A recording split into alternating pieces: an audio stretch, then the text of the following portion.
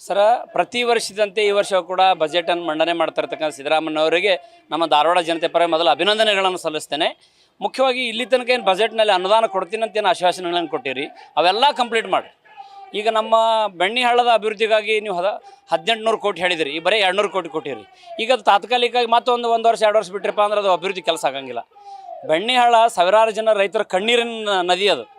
ಹೆಂಗೆ ಇದರೊಳಗೆ ಯಾವುದೋ ಬೇರೆ ದೇಶದೊಳಗೆ ಒಂದು ಕಣ್ಣೀರಿನ ನದಿ ಅಂತ ಕರೀತಾರಲ್ಲ, ಆ ಟೈಪ್ ನಮ್ಮ ಧಾರವಾಡ ಜಿಲ್ಲೆಯ ರೈತರ ಕಣ್ಣೀರಿನ ನದಿ ಅಂದ್ರೆ ಬೆಣ್ಣಿಹಳ್ಳ. ಅದಕ್ಕೆ 1600 ಕೋಟಿ ತಕ್ಷಣವೇ ಬಿಡುಗಡೆ ಮಾಡಿರಿ, ಈ ಬಜೆಟ್ನಾಗ ಬಿಡುಗಡೆ ಮಾಡಿರಿ, ಒಂದು ಶಾಶ್ವತ ಅಭಿವೃದ್ಧಿ ಆಗ್ತದೆ, ಸಾವಿರಾರು ಜನ ರೈತರ ಒಂದು ಬದುಕಿಗೆ ಆಶಾಕಿರಣ ಆಗ್ತದೆ ಅಂತ ನಮ್ಮ ಅಭಿಪ್ರಾಯ ಅದ. ಮತ್ತು ಇನ್ನೊಂದು, ಹುಬ್ಬಳ್ಳಿ ಧಾರವಾಡ ಅಭಿವೃದ್ಧಿಗೆ ಸರ್ಕಾರ ಯಾವುದೇ ಥರದಿಂದ ಅನುದಾನಗಳನ್ನು ಬಿಡುಗಡೆ ಮಾಡ್ತಾ ಇಲ್ಲ. ನಮಗೆ ಗೊತ್ತಿರೋ ಪ್ರಕಾರ ಸಾವಿರಾರು ಗುತ್ತಿಗೆದಾರರು ಇವತ್ತು ಹಣ ಬಿಡುಗಡೆ ಎಲ್ಲದಕ್ಕೆ ಸಂಕಷ್ಟದಲ್ಲಿದ್ದಾರೆ. ಕೆಲವೊಂದು ಈಗ ನೋಡಿ ಹುಬ್ಬಳ್ಳಿ ಧಾರವಾಡಕ್ಕೆ ವಿಶೇಷವಾಗಿ ವಿದ್ಯಾರ್ಥಿಗಳು ಹೆಚ್ಚಿನ ಸಂಖ್ಯೆಯಲ್ಲಿ ಹೊರಗಿನಿಂದ ಬರ್ತಾರೆ. ಅವ್ರಿಗೆ ಬರೀ 8 ಹಾಸ್ಟೆಲ್ ಅದಾವೆ.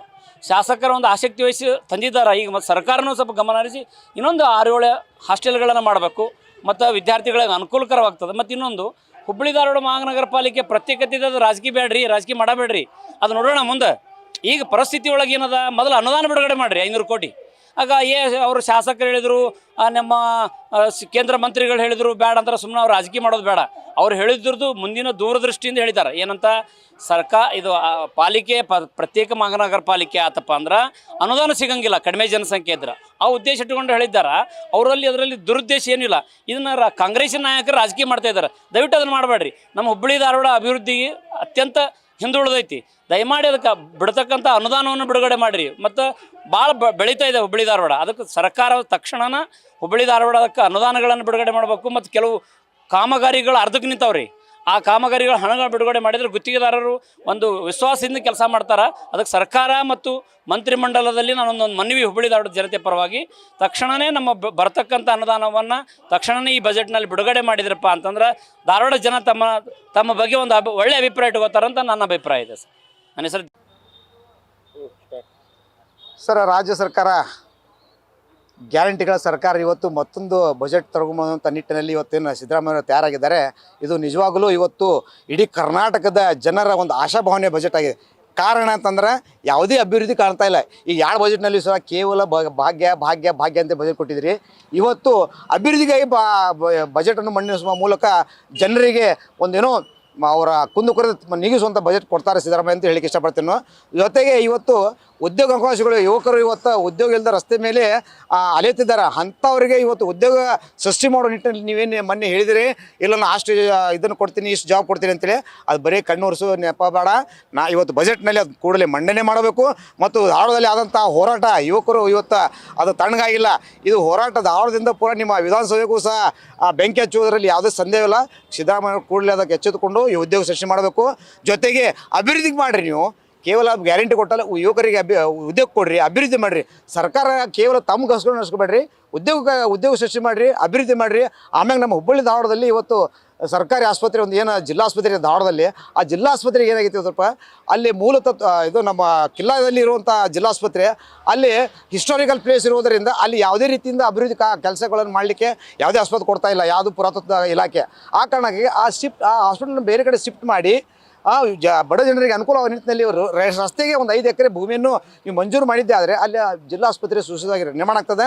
ಅದು ಈಗಾಗಲೇ ಪ್ರಸ್ತಾವನೆ ಹೋಗಿದೆ ಅಂತೇಳಿ ನಾವು ತಿಳ್ಕೊಂಡೆ ಗೊತ್ತಾಗಿದೆ. ಆ ಪ್ರಸ್ತಾವನೆಯನ್ನು ಒಬ್ಬಿ ಮಾಡುವ ಮೂಲಕ ಕಾರ್ಯಭಕ್ತರು ತಂದು ಬಡವರಿಗೆ ಆಗುತ್ತಿರುವ ಯಾವುದೇ ತೊಂದರೆಯಿಂದ ಪಾರು ಮಾಡುವ ನಿಟ್ಟಿನಲ್ಲಿ ಕೆಲಸ ಮಾಡ್ತೀರಿ ಅಂತ ಹೇಳಿ ಈ ಸಂದರ್ಭ ಹೇಳಲಿಕ್ಕೆ ಇಷ್ಟಪಡ್ತೀನಿ ಸರ್. ನಾನು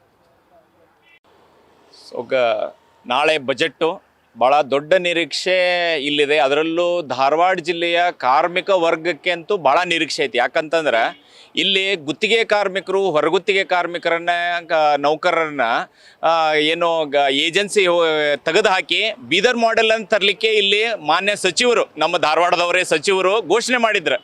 1 ವರ್ಷ ಮೇಲೆ ಆಗೈತಿ, ಇನ್ನೂ ತನಕ ಅದ್ರದ್ದು ಏನಿಲ್ಲ. ಈ ಬಜೆಟ್ನಾಗ ಅದನ್ನು ಏಜೆನ್ಸಿನ ತೆಗೆದು ಹಾಕಬೇಕು, ಬೀದರ್ ಮಾಡೆಲ್ ಸೊಸೈಟಿಯನ್ನು ಇಲ್ಲಿ ಸ್ಥಾಪನೆ ಮಾಡ್ಬೇಕನ್ನುವಂಥ ನಿರೀಕ್ಷೆ ದೊಡ್ಡದಾಗೈತಿ. ಅದರ ಜೊತೆಗೆ ಧಾರವಾಡದೊಳಗೇನು ಅದು KMC ಆಗಿರಲಿ, ಸಿವಿಲ್ ಆಸ್ಪತ್ರೆ ಆಗಿರಲಿ, ಅದು ಒಂದು ರೀತಿ ಅಧ್ವಾನ ಆಗಿ ಹೋಗಿದೆ. ಇವತ್ತು ಸಾಮಾನ್ಯ ಜನರಿಗೆ ಇರುವ ಎರಡನೇ ಸರ್ಕಾರಿ ಇರುವಂಥದ್ದು, ಒಂದು ಔಷಧಿ ಸಿಗಾಕತ್ತಿಲ್ಲ, ಸ್ಕ್ಯಾನಿಂಗ್ ಇಲ್ಲ, ಸಿಬ್ಬಂದಿಗಳ ಕೊರತೆ ದೊಡ್ಡ ಮಟ್ಟದ ಒಳಗೈತಿ. ಸೊ ಅಲ್ಲಿನ ಸ್ವಚ್ಛತೆ ಆಗಿರಲಿ ಮತ್ತೊಂದಾಗಿರಲಿ ಇವಕ್ಕೆಲ್ಲ ರೋಗಗ್ರಸ್ತ ಆಗೋಗ್ಬಿಟ್ಟದ. ಅದಕ್ಕೇ ದೊಡ್ಡ ಆಪರೇಷನ್ ಬೇಕು, ಅದಕ್ಕೆ ದೊಡ್ಡ ಬಜೆಟನ್ನು ಬಿಡುಗಡೆ ಮಾಡಬೇಕು. ಅದ್ರ ಜೊತೆಗೆ ಎಲ್ಲ ಕಾರ್ಮಿಕರಿಗೆ ಒಂದು ಸವಲತ್ತುಗಳನ್ನು ಸೃಷ್ಟಿ ಮಾಡಬೇಕು. ಬೇಲೂರು ಇಂಡಸ್ಟ್ರಿಯಲ್ ಏರಿಯಾ ಆಗಿರಲಿ, ಗೋಕುಲ್ ರೋಡ್ ಇಂಡಸ್ಟ್ರಿಯಲ್ ಏರಿಯಾ ಆಗಿರಲಿ, ಅಲ್ಲಿ ಕಾರ್ಮಿಕರಿಗೆ ಸವಲತ್ತುಗಳನ್ನು ಕೊಡಬೇಕು. ಇಂದಿರಾ ಕ್ಯಾಂಟೀನ್ ಆಗಿರಲಿ ಬೇಲೂರು ಇಂಡಸ್ಟ್ರಿಯಲ್ ಏರಿಯಾದೊಳಗೆ, ಅದ್ರ ಜೊತೆಗೆ ಹಾಸ್ಟೆಲ್ಗಳು ಇರಲಿಕ್ಕೆ ವಸತಿ ಆಗಿರಲಿ, ಕಾರ್ಮಿಕರಿಗೆ ಬೇರೆ ಬೇರೆ ಕಡೆಯಿಂದ ಎಲ್ಲ ಬರ್ತಿರ್ತಾರೆ, ಇಂಥದ್ದನ್ನು ಧಾರವಾಡ ಜಿಲ್ಲೆಗೆ ಪ್ರಮುಖವಾಗಿ ಕೊಡಬೇಕು ಅಂತ ನಿರೀಕ್ಷೆ ಇಲ್ಲಿನ ಕಾರ್ಮಿಕ ವರ್ಗಕ್ಕಿದೆ. ಸರ, ಏನು ರಾಜ್ಯದ ಮುಖ್ಯಮಂತ್ರಿಗಳು ನಾಳಿನ ದಿನ ಬಜೆಟನ್ನು ಘೋಷಣೆ ಮಾಡ್ತಾ ಇದ್ದಾರೆ. ಆ ಬಜೆಟ್ ಮೇಲೆ 26ನೇ ತಾರೀಕಿವರೆಗೂ ಚರ್ಚೆ ನಡೀತಾ ಇದೆ.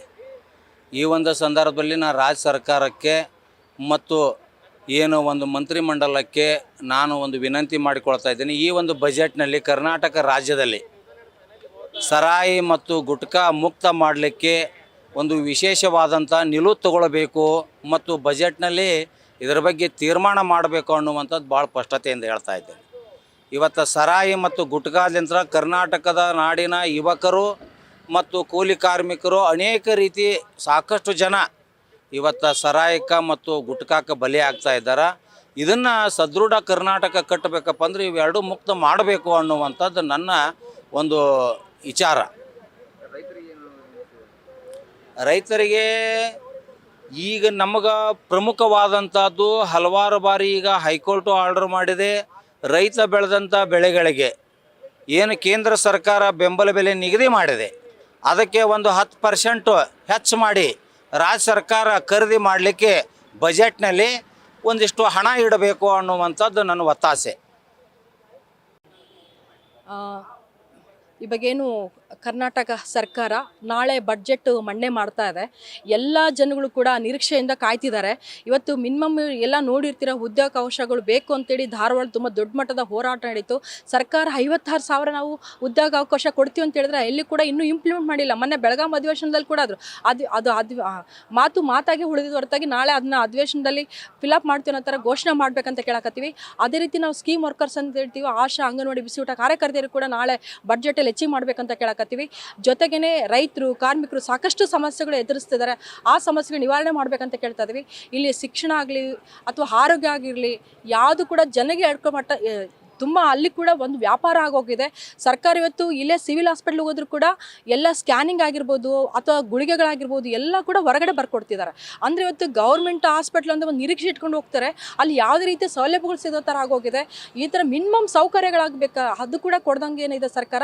ಇದನ್ನ ವಿರೋಧಿಸಿ ನಾವು ಎಲ್ಲ ಕೂಡ ಮಾಡಬೇಕು, ನಾಳೆ ಬಡ್ಜೆಟಲ್ಲಿ ಅನೌನ್ಸ್ ಮಾಡಬೇಕಂತ ಕೇಳಕತ್ತೀವಿ. ಭುವನ ಬಳ್ಳಾರಿ, AIUTUC ಜಿಲ್ಲಾ ಸಮಿತಿ ಪರವಾಗಿ.